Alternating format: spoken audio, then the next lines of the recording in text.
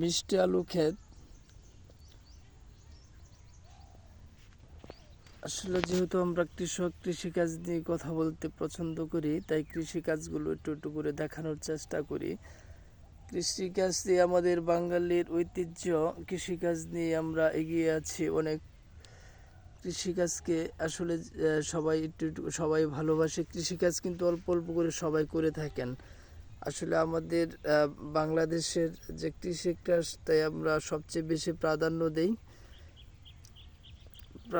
দেই, কারণ কৃষিকাজ গ্রামের মানুষরা বেশি করে থাকে।